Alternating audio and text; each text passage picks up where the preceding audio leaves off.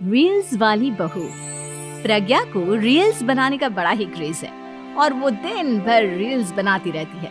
खाते पीते घूमते फिरते घर में कॉलेज में रील्स बनाने के कारण प्रज्ञा पूरे कॉलेज में हाईलाइटेड है। जहां उसकी रील्स सभी को पसंद आते हैं, वहीं मनीषा चिंता में डूबी रहती है। एक रोज जब खाते हुए प्रज्ञा रील्स बना रही होती है, तब मनीषा कहती है, 1 मिनट भी चैन नहीं है इस लड़की को।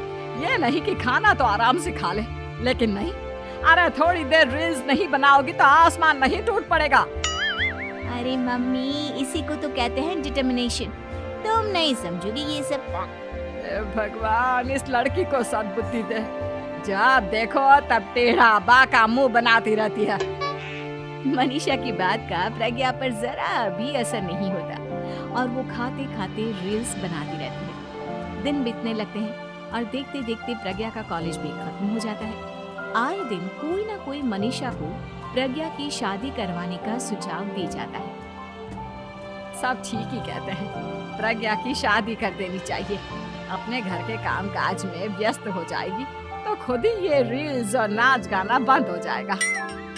मनीषा और प्रेम प्रज्ञा के लिए एक अच्छा लड़का ढूंढने लगते हैं और तभी विकी का रिश्ता प्रज्ञा के लिए आता है, जिसने प्रज्ञा को उसकी रील्स देखकर पसंद कर लिया था। अगले दिन विकी अपने माता पिता के साथ प्रज्ञा के घर पहुंच जाता है और प्रज्ञा साड़ी पहने हाथों में चाय की ट्रे लिए उनके सामने आती है। जब विकी को पसंद है तो हमें भी बहू पसंद है। बहन जी, आप बारात की तैयारी कीजिए। एक बार लड़का लड़की अकेले में बात कर ले तो अच्छा रहेगा। हाँ हाँ, क्यों नहीं। मनीषा विकी को प्रज्ञा के कमरे में भेजती है, जहां प्रज्ञा पहले से ही रील्स बना रही होती है। तभी विकी कहता है, आ गए आपके साजन जी। हमारे साथ ये रील्स कंप्लीट करती तो और भी अच्छा रहता। अच्छा जी, अब आ ही गए हैं तो बना ही लेती हूँ आपके साथ।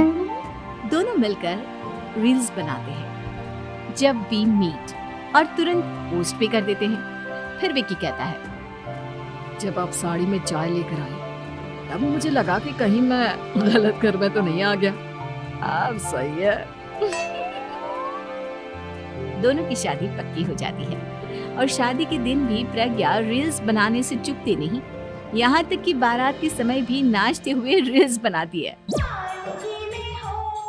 सभी लोग प्रज्ञा की तारीफ के पुल बांध देते हैं और प्रज्ञा नाचती गाती अपने ससुराल चली जाती है। सब कुछ अच्छा चल रहा होता है। प्रज्ञा यहाँ भी दिन भर हर चीज की रील्स बनाती रहती है। लेकिन कुछ दिनों के बाद जब सुनीता कहती है, बहू, ये रील्स के साथ साथ कुछ काम भी कर लिया करो। वैसे तुझे और क्या क्या बनाना आता है? मम्मी जी, वैसे तो सब कहते हैं कि मैं सब कुछ अच्छा बनाती हूँ, लेकिन मुझे लगता है कि मैं मैगी अच्छा बना लेती हूँ। हाँ, कॉफी भी अच्छा बना लेती हूँ और मुंह तो सबसे अच्छा बना लेती हूँ। हैं? अच्छा अच्छा। सुनीता अपना माथा पकड़ लेती है और कहती है, बहू, कुछ खाना बनाना भी सीख लेती। मम्मी जी, मैं लंबी प्लानिंग कर रही हूँ। जल्दी ही मैं इतनी फेमस हो जाऊंगी कि मुझे पैसे मिलने लगेंगे। हम दोनों सास बहू राज करेंगे, राज। नौकर काम करेंगी और लोगों की तो लाइन लगेगी हमसे मिलने के लिए। तेरा दिमाग खराब हो गया है क्या बहू? हंसी मजाक तक ठीक है, लेकिन इस तरह घर नहीं चलते।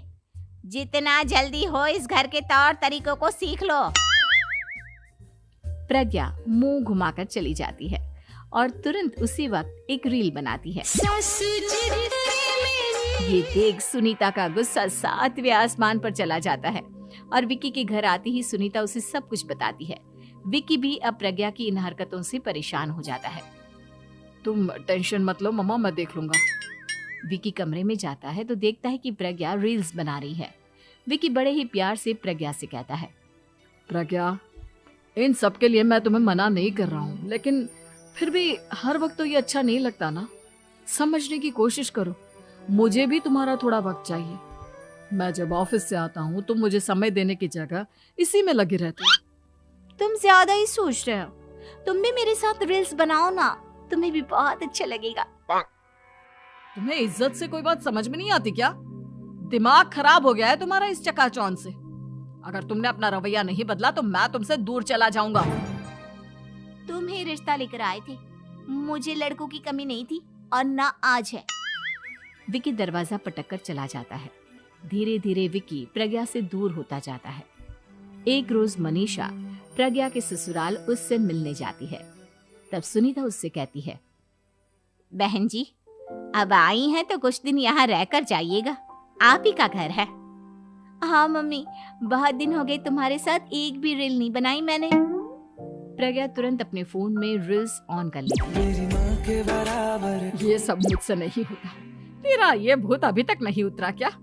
बहन जी आप कुछ कहती नहीं क्या इसे?